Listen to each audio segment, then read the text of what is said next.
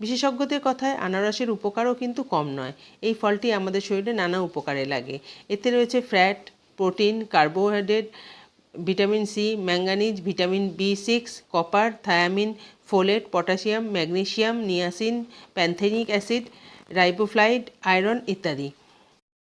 আনারস নিয়মিত খেলে নানা উপকার মেলে, শরীর থাকে সুস্থ। আসুন এর পুষ্টিগুণ সম্পর্কে বিশদে জেনে নেওয়া যাক।